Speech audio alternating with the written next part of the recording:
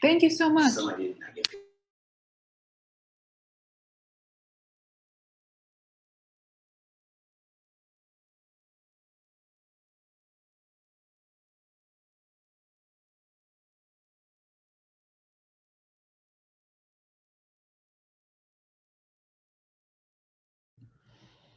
Okay, so where's my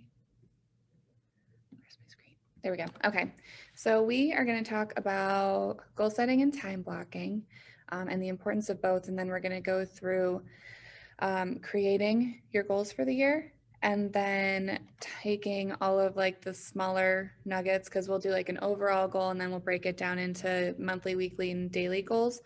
And then we'll take those daily goals and plug them into a time blocking schedule. So then that kind of helps you figure out what you need to be doing and when. Obviously in this market, acknowledging the fact that like it's really tough for buyers sometimes, and right out the gate, most agents have a tendency to be buyer heavy as opposed to listing heavy. So you may be spending a lot of time working with people that are looking for houses. So given that, your schedule may not look exactly how you think it's going to look, but we'll kind of go over like shifting a little bit and just making sure that the few things that you have on your plate for the day in terms of your big rocks, that they get done, even if you have to like move it back a couple hours to be able to incorporate showings or something, or appointments earlier in the day instead of later in the day when you had them planned. So the first thing generally that I like to do in terms of goal setting is figuring out why you're doing what you're doing. Because when we have like a big why as a reason behind us, that motivates us to keep going and to think bigger. And generally speaking, especially because as a leadership team, we've been reading the MREA again. It's the Millionaire Real Estate Agent, written by Gary Keller, who's the owner of our company. And basically creating like bigger goals allows you to surpass your smaller goals because you're in pursuit of something bigger. So you might not reach that super big goal, but you'll probably surpass like a smaller goal that you were to have given yourself initially if you were to go that route.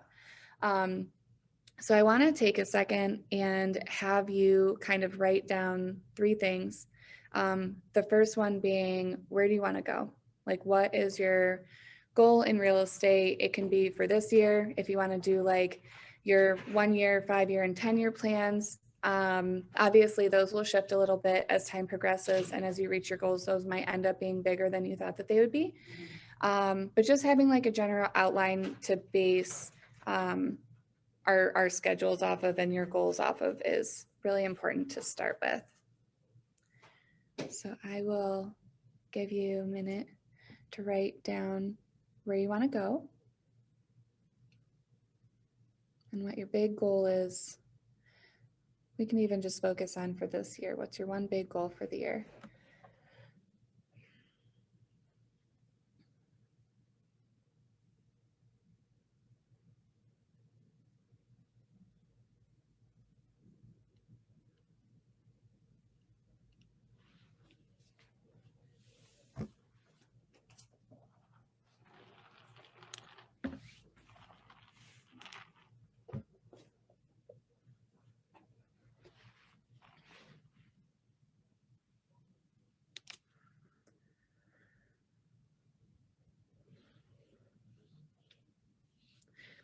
And this could be anything too in terms of business. Like eventually you could say like, I eventually want to run my own team, or I want to, in my first year, sell $2 million in sales, or I want to close 1 deal a month. So 12 closings in my first year. It really could be like how you envision where you want your career to go generally. Second thing I want you to do is write down 3 to 5 reasons that motivate you to do what you're doing. So that could be anything from family, kids, being able to pay your child's college tuition, being able to buy a new house, personal growth, anything that motivates you, 3 to 5 items on there.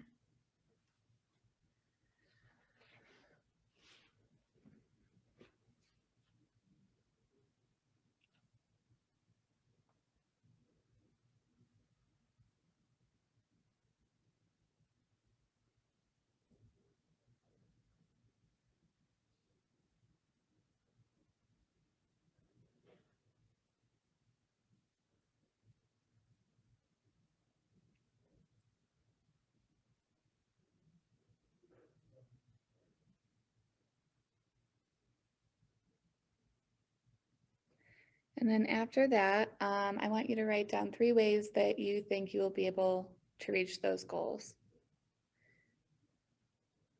What are you going to do to be able to get there?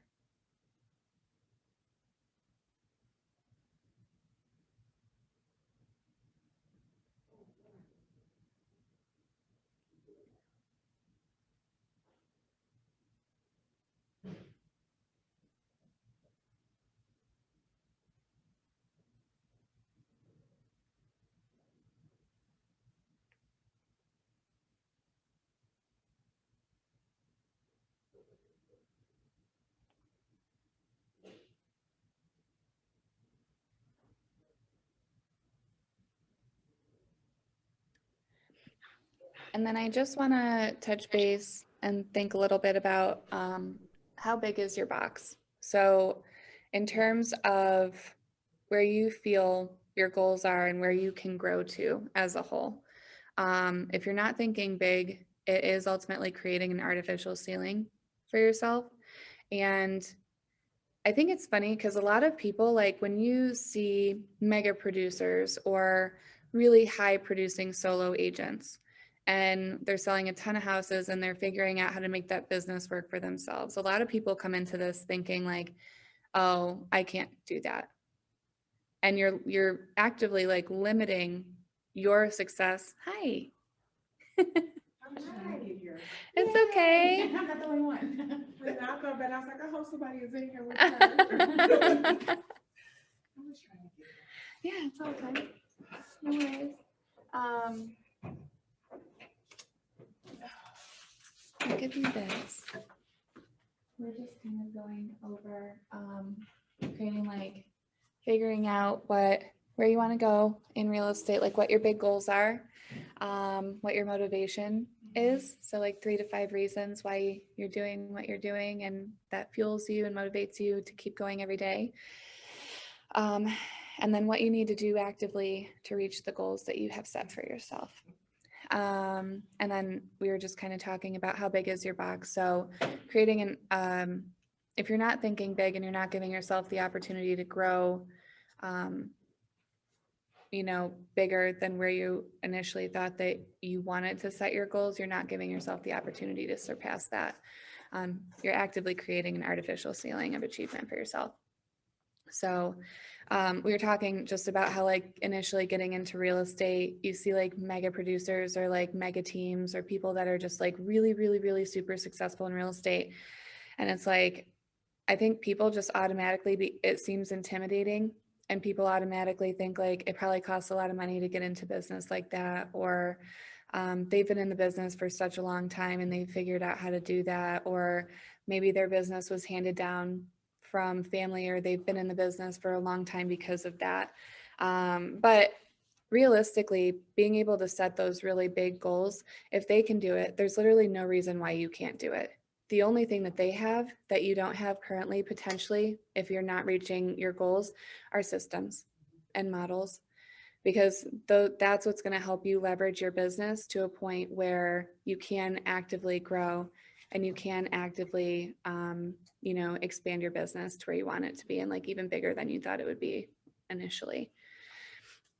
And it's funny too, also just kind of thinking, one thing I've been thinking about kind of just over the past week is not allowing yourself to have like limits necessarily. We were talking about this the other day in the book club. Like when you have a goal, like having a growth is a goalless pursuit. So when you have a goal, anytime you reach that goal, I feel like you don't stop there. After you reach that goal, you create another goal, and it's probably a bigger goal. So growth is not like something that just stops because you reach a certain goal that you had created for yourself. It's something that's a continuous pursuit in terms of getting better and better and better and growing further and further and further in terms of what you want to be doing. So setting those really big goals is really important. How to set goals. So the first thing that you should do in setting a goal around whatever, and the MREA talks about like, I can't remember exactly what he says it's called. It's like goal pods or like goal topics. So having different topics in terms of like different parts of your life. So not just focusing on like professional development, but also personal development as well. And then creating specific systems and goals within each of those pods. So whatever it is in terms of a specific goal that you have, evaluating your current situation and knowing exactly where you are. It's really important to know like where your numbers are at in your business in terms of your income and where you're spending money so that you can recreate your goals around that and figure out an actual system to implement to be able to reach your bigger goals. So reevaluating that and just making a little bit smarter, maybe implementing or adjusting one or two things. Because realistically, when you're evaluating your current situation, you're going to do one of two things. You're either going to adjust something that's already happening to make it more efficient, or you're going to add a new system into place. So making it a little bit smarter would be the next step. Make sure you write down exactly what your goals are and that they're super detailed, especially in terms of numbers, just because it's a lot easier to not hit your goals if you don't give yourself specific numbers to be following regularly. Break it down, and that's why we do the GPS.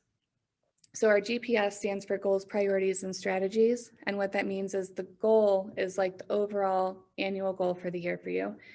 The priorities, there's 3 priorities that you break down. So whether you want to sell X amount of listings, X amount of buyers, and then increase your database by X amount of people.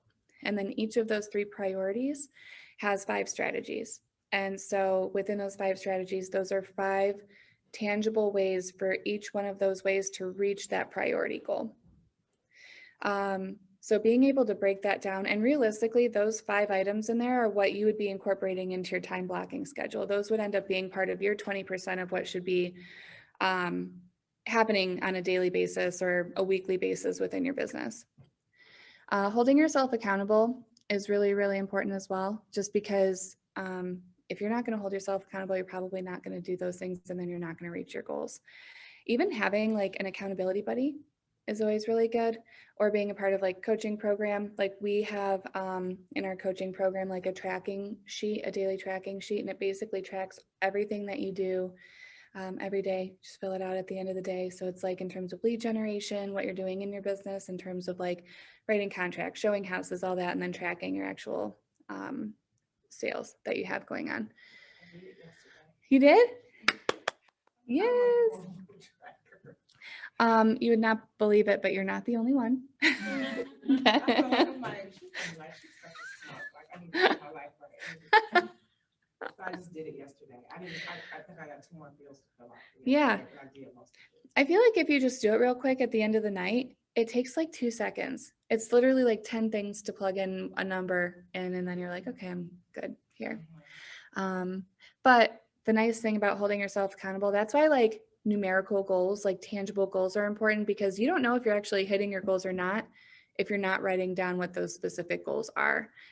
So making sure that you're tracking those. And the nice thing about a tracking sheet like that too is that like during your day, a lot of people get really caught up in like the day-to-day or things coming in or responding to emails, and you feel like your day is so busy. But then you look at the numbers of what you actually did in terms of like the 20% of what you should be focusing on, and almost none of it got done because you've been fielding everything else that came in through the entire day.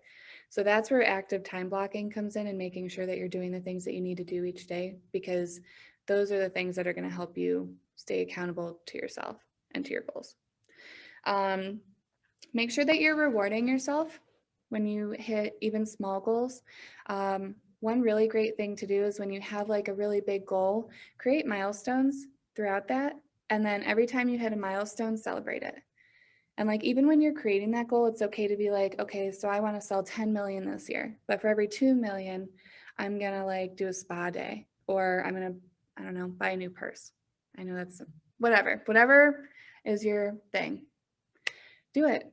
Because if you're selling $2 million in real estate, you're making some pretty good money. So make it incremental, and then make sure that you're rewarding yourself for your success. And then developing systems and habits and identifying where you can simplify. That's kind of where the concept of like the book, The One Thing, comes in. I actually did this activity with Kate and CJ the other day, and it's essentially like kind of figuring out what your top 20%, so those like say your 5 things every week that needs to get done in order to keep your business going. Developing systems around those, but then figuring out, in order to do those, what's like the one thing that I could be doing during my week to make all of that easier or unnecessary. Because realistically, when you think of all of those things that you have to do, there is always one thing that you could implement that'll make your schedule way, way easier. And then in terms of just goals in general, they should always be measurable. They should be attainable, but obviously acknowledging the fact that even if you set like a really, really big goal, you may not hit it, but you're more likely to surpass the smaller goals if you have a larger one in mind initially. And if you have a larger one in mind initially, you're more likely to implement like big systems right off the bat and plan for big success, rather than having to kind of shift at different points throughout. Make them, obviously somewhat realistic, and then trackable. And that's where like a daily tracking sheet comes into play, or making sure, like, even if you have like a hit list of your big rocks for the day, so like the big items that you need to be doing, and then just making sure that you're getting through those. And I usually in doing time blocking, some people really like if you have say 5 things that you want to do each week, some people like doing one thing every day and spending like 2 hours doing that one thing and just busting through it. Some people like breaking it up to where like maybe item 1 is for 1 hour on Tuesday, Thursdays. Item 2 is for 1 hour on Tuesday, Thursdays in the second hour. Item 3 is like Monday, Wednesday for an hour. Item 4 is Monday, Wednesday for an hour, and breaking it up into smaller groups so that every day is a little bit different. Because some people really don't function well on like a strict routine, that's like me. I can relate to that. Just kind of all over the place. So How do we fix that? Right? I'm still trying to figure that out. Mm-hmm. Yep. I get it. Chaos sometimes. So it's that's why having like trackable goals is really, really important too in your business. So we are going to take a little bit of time to create your GPS and your 411. So let me see if Garrett had printed this out. We'll go over this, and then the next page is just kind of showing on the computer, so whoever is watching this at a later time can look at that. But so goals for the GPS, like I said, at the top of the page, over here on the left side, this is your one big goal for the year. So I highly recommend that being either, it should be some type of number. So whether you want to sell X amount of units, if you want to hit X amount in sales, like in production, if you want to net a certain amount in commission and then break it down based on averages, we can figure out how to do that together. But whatever your one thing for the year is, that's where that would go. And then under the one big goal, the 3 strategies that will each help you get to that big goal. So each one of these priorities here should single-handedly be able to help you reach that one goal. And then the priorities, 5 supporting items that you can implement to reach each of these priorities. And then based off of that, we'll also create our 411.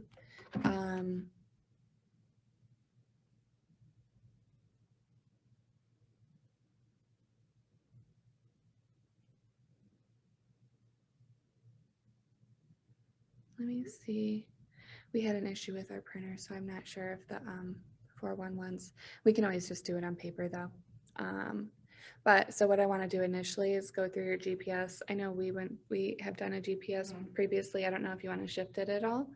Let me see.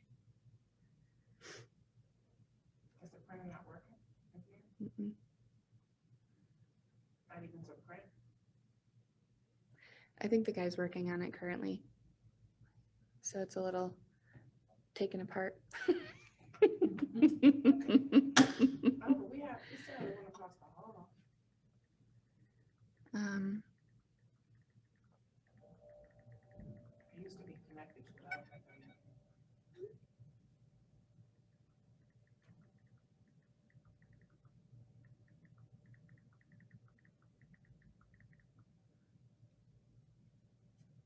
I'm sorry, what's your name? Belinda. Belinda. Hi, Yes. I'm Shanice. Oh, nice to meet you. Nice to meet you too. Are you new to our office? Yes, very new. Very new? Yeah, I have to take my test. I'm gonna show my stuff and I'm joining Anna.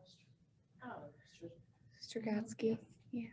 that's my Yeah. girl. Yeah. I know her forever. I actually took care of her kids and camps and all that kind of fun stuff, so.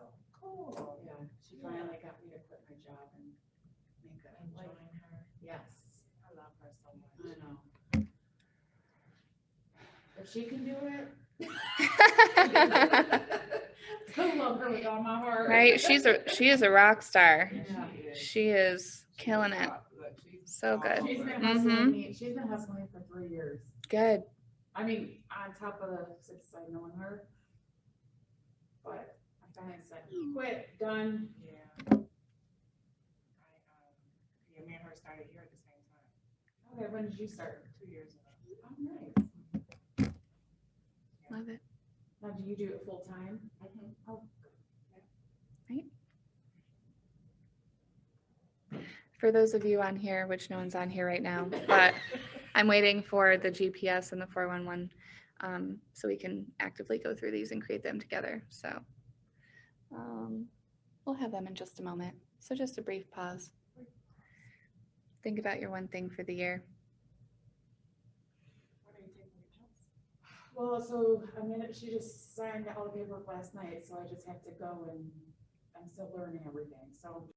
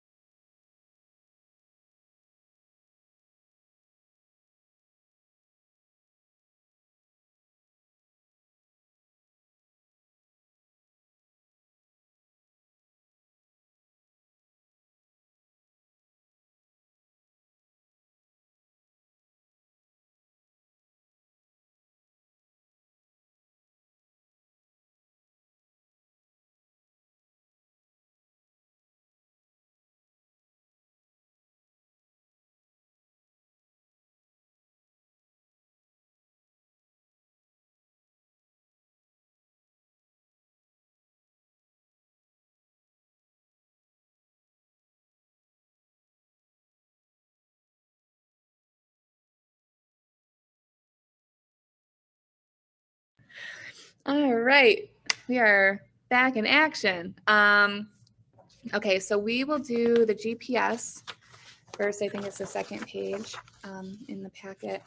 So first we'll write down the one thing for the year. So whether that be number of closings or units sold, how much production you want to do, so sales volume, or if you want it to be based on your income.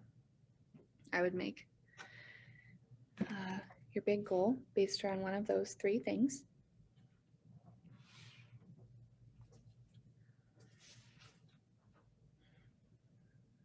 And then in the copy we have, there's just like little tidbits around this. This was actually filled out and then I just took away all the words so that it still had all these on there because I think they're helpful. Obviously it says make your goals, your goal, your priorities, and your strategies specific and measurable. And then so the one thing would be if you could only accomplish one thing this year, what would be that?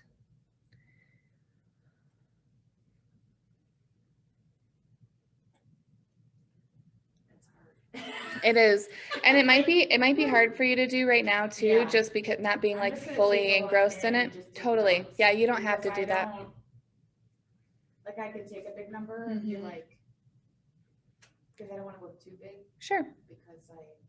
that makes sense. Yeah. Because I'm just that kind of Yeah. person.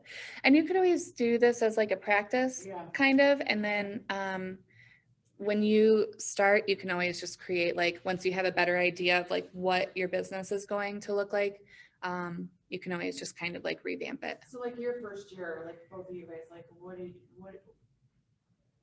I think my first year, I also had 2 other jobs, but so I was part-time, but I think Okay. I sold like 1.1 million.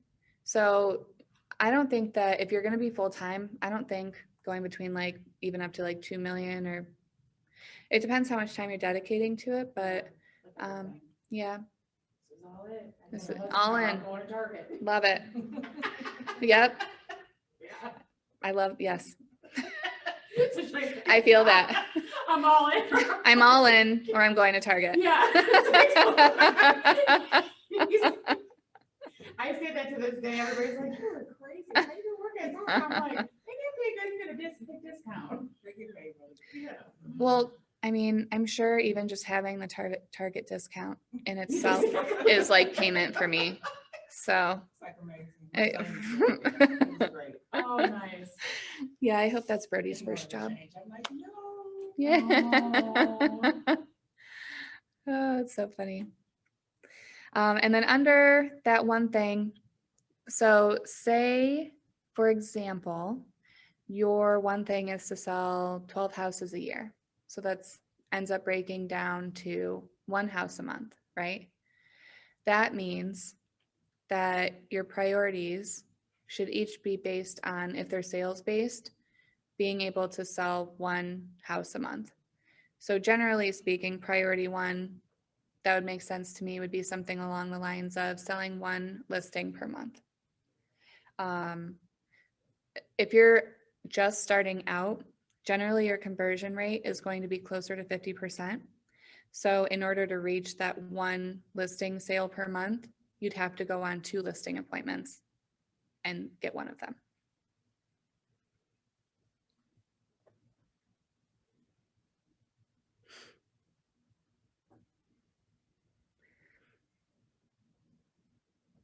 And then naturally priority 2 for me would be 1 buyer closed per month, which then with the same conversion rate of 50%, you would need 2 new buyers per month to be able to sell 1 of them.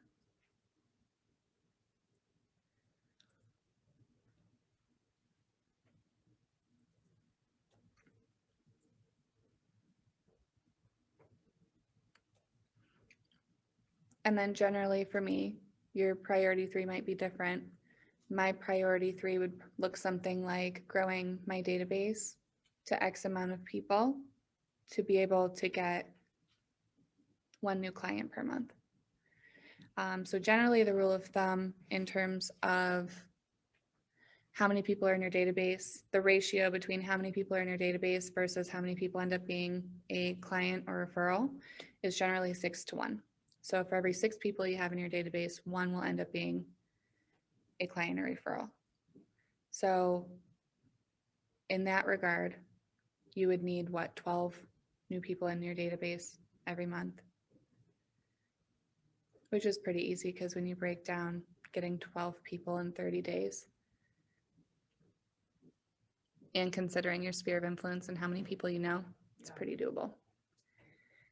So obviously, like this, breaking that down sounds like it would be like smaller goals. But It really just depends on your business and what you want that to look like. So then for going back to priority one, say we're doing listings, 1 listing per month with 2 appointments.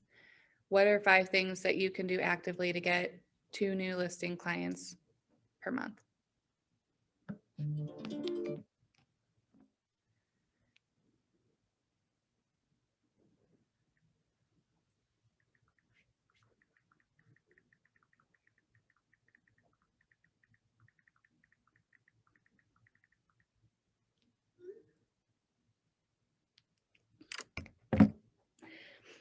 And then you'll do the same thing for your second priority. How can you get 2 new buyer clients or whatever that goal is for you? How can you reach that goal by breaking it down into smaller goals? And then we'll do the same thing with 3.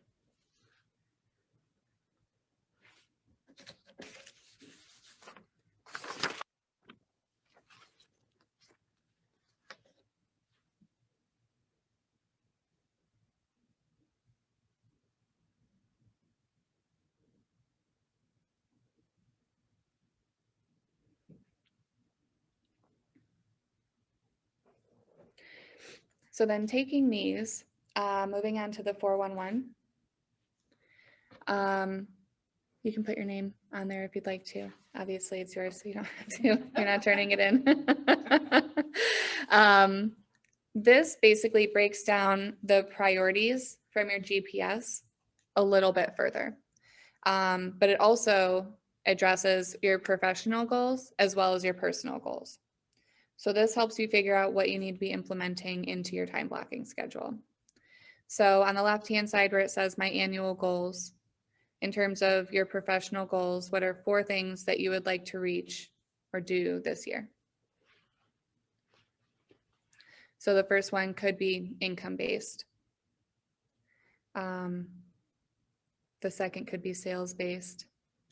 The third could be hiring a TC or an administrator for your business. They could be bringing 3 people onto your team. They could be building your knowledge base and your training and attending 1 training per week.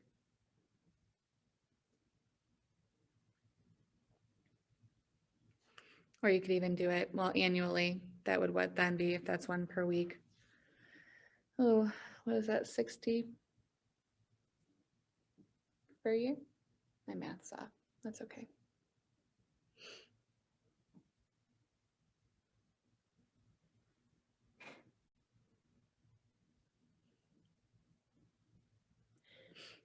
And then in going down the list, so when you look at the monthly goals under professional, number 1 on each of those under monthly, annual, monthly, and weekly are going to coincide. So in order to do number 1 in your annual goal, what's something that you need to do to break that down into a monthly goal? So if you were to break that down into 12 months, what would that look like? And then you'll do the same thing for number 1 under weekly. With how that transpires into your monthly goal, what do you need to do each week to hit that monthly goal?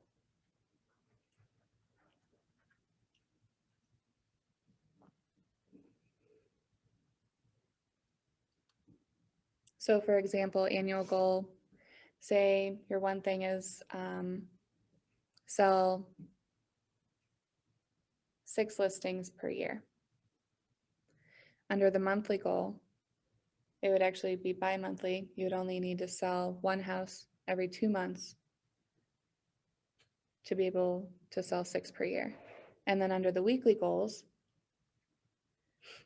you would break that down. That would really end up being once a month, but you could do bi-weekly, meet 1 new person because you have to meet, if it's 2 per month, and it's easier doing 1 per month. By every other month is hard in my brain. I need 12 coffees today, but you get the gist. Yeah. And then you'll do the same thing on your personal goals. So that could be spending more time with your family or taking 4 vacations a year.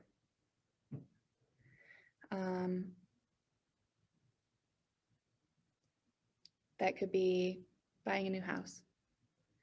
That could be being able to pay for your kids' tuition. That could be implementing a self-care regimen. Whatever that looks like for you. And then we'll do the same thing down the right side. All of the number ones will coincide annually, monthly, and weekly to break those down into more tangible goals.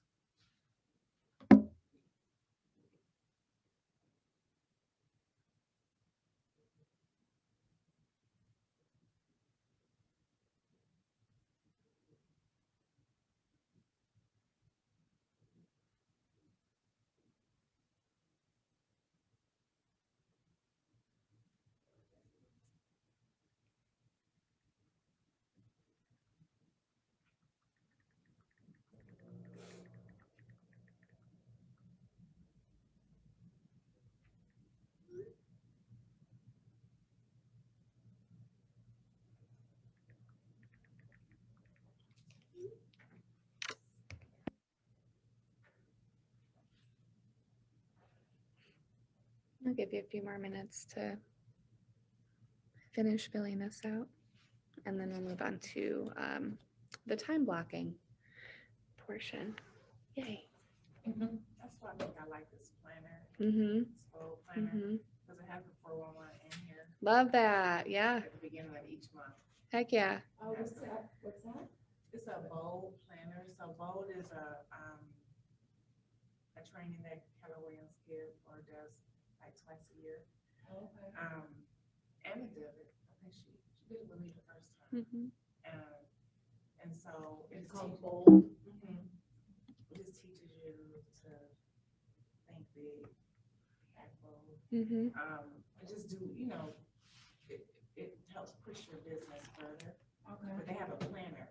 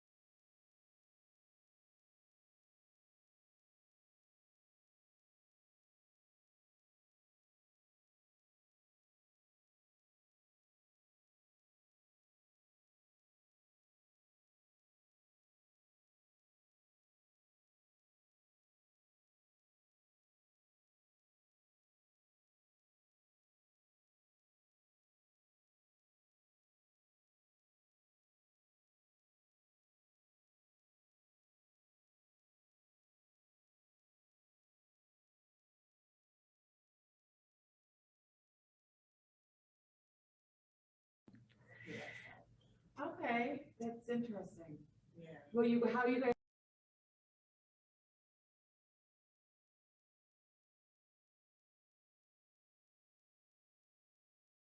I'm Oh like, no. yeah, You said you haven't eaten 8 days. yeah, I'm having the surgery stuff. I'll tell you about it. Yeah, yeah. Yeah, so, yeah, but it's crazy, 'cause it's like, cause I haven't been working, I quit my job March 31st.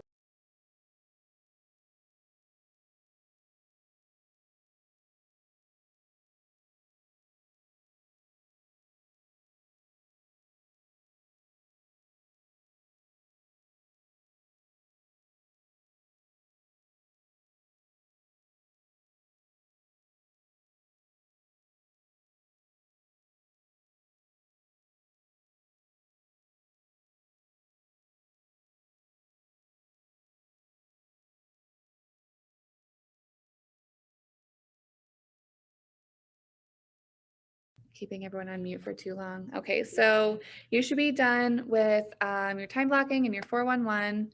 And if you need copies of those, feel free to email me and I can just send you a PDF copy. And then what we're going to do now is take the items in the 411 and plug them into a time blocking calendar for the week. So important things to keep in mind in terms of time blocking. The first thing really that you should do is block out or schedule time for your necessities and non-negotiable tasks and responsibilities. So family time, sleeping, time to get ready, time for yourself. So if you are someone that likes to spend from 7 to 8 a.m. working out and doing gratitude and journaling, put that time in there and make sure that's like a non-negotiable for you. If you have, your kids' sporting events certain evenings, block that out. If you have date night every Friday with your partner, block that out. Anything that is non-negotiable for you that needs to happen, put those in your time blocking calendar first. And then beyond that, so basically your work stuff should be consisting of your top 20% of activities. So the top 20% of things that are going to make everything else easier. So essentially what that looks like is the items broken down within your GPS under the strategies and also the weekly tasks on your 411. So generally speaking, what that could potentially look like is lead generation, because that's obviously as independent contractors, our number one job. If we don't have leads, then we don't have a business. We need to have clients. Second thing would be obviously like follow-up.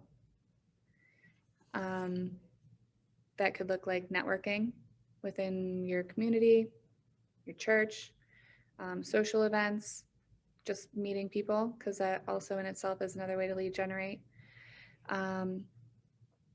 Creating your marketing and having time to do that. Setting aside time for meetings with your clients and showings. Open houses. Really, really easy and low cost way to get new buyer leads and potentially seller leads if you work it right.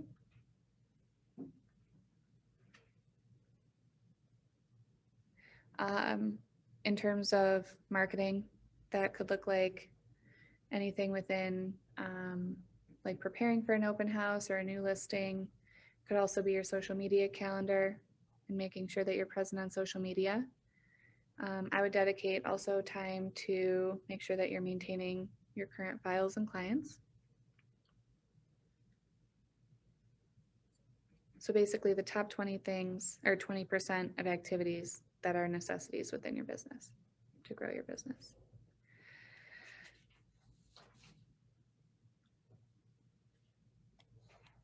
Let's see if there's a, I'm actually going to stop sharing for a second and I'll show you like a example of a time blocking schedule for just a normal real estate solo agent. Yeah. But also I want to mention too, just kind of like the premise of how time blocking works. So a lot of people, like I said, will break up their time blocking into like either 30-minute or 1 hour or 2 hour increments, depending on how they function best. So usually basing it off of 30 or 60-minute increments. Time blocking, really, it's not supposed to be, say you're going off of like a 30-minute increment. You're not supposed to be doing that thing for that whole entire 30 minutes. You'll spend the first 25 minutes doing that task only and not getting distracted by anything else coming in. So not answering phone calls that are unrelated to what you're doing. So if you're like lead generating and a lead calls you back, answer it, obviously. But if you're lead generating and your mom calls, don't answer. Or like, I mean, you can, if it's an emergency, obviously answer, but like try to stay on task in terms of what that time is dedicated for. And then take that last 5 minutes as a time to catch up on returning those calls and emails that came in during the first 25 minutes. And then you can do the same thing if you're doing like a 60-minute time blocking. The first 50 minutes, spend that doing whatever activity it is that you're dedicating that hour to. And then the last 10 minutes of that. And you can even treat that hour as 2 30-minute increments. So 25 minutes in, do 5 minutes of catch up, and then another 25 minutes of that same task, 5 minutes of catch up. It also helps your brain because we can only take in and focus so much at a time. So it gives you a little bit of a break and the opportunity to kind of reset by taking that 5 minutes and shifting gears a little bit. So great, Canva. Doing so good.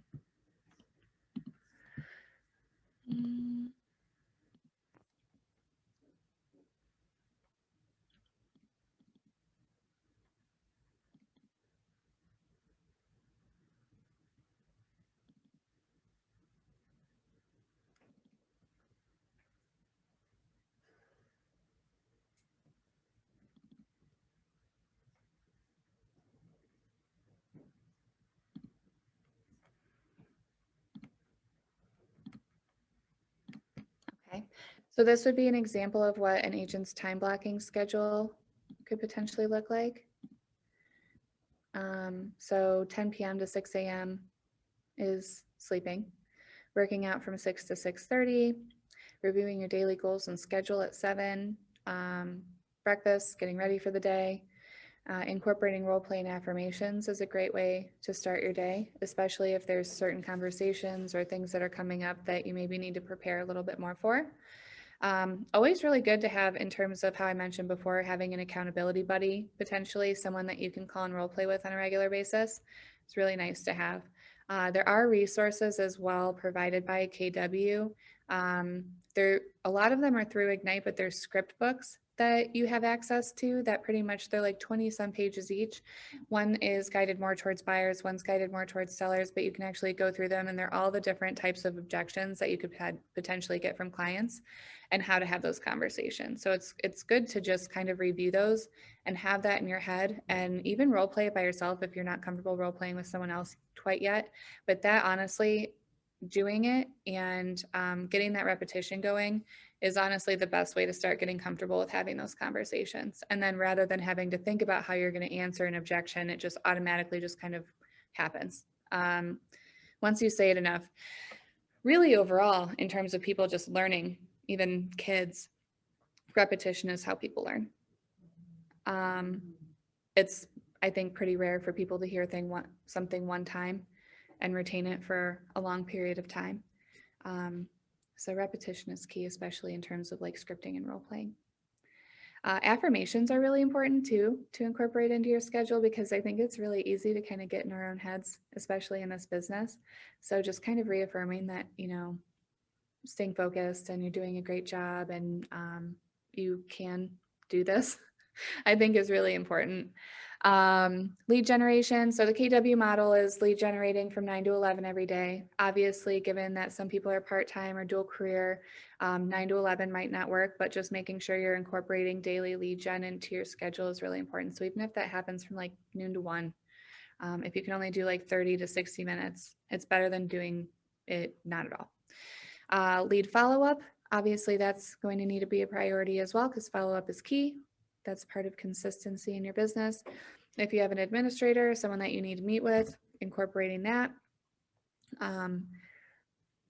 Prepare for appointments and returning calls. So this obviously shows that during the 9 to 11, that's their lead generation time, and that is basically their time blocking for that. And then they have dedicated times from 11:30 to 12 o'clock to return any other calls that came in.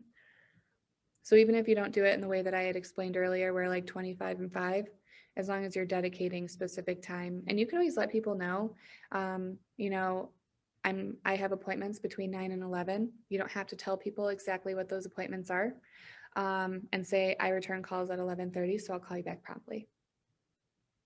And most people will understand. Make sure you take time to eat, or have lunch, or take a break. And if there's anything you want to do within that time too, you can break it off 30 minutes, an hour, whatever you need. And then generally afternoons are dedicated to listing appointments and travel showings. A lot of our schedules are going to be based around our clients' schedules. And so inherently that means that especially people that have daytime jobs and are working 9 to 5, our schedules are going to look more like showing houses on nights and weekends. So just preparing for that as well, and making sure that during the week, in the event that that is what your schedule is looking like, that you're not burning the candle from both ends. So make sure you're taking time like during the day for yourself if you need that, if you can't take it at night due to your clients' schedules. And then obviously in terms of making calls, make sure that you're comparing that with the do not call registry, which our office has access to. So if you have questions on how to access that, let me know. I can send you that login information. Also keep in mind that if you try to log in and the password doesn't work, the password resets every month, just for like security with our account. So you can always email us for an updated password if you can't find it in your email.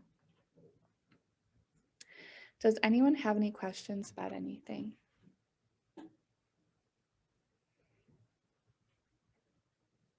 Awesome. I'm going to stop sharing. I hope this was helpful.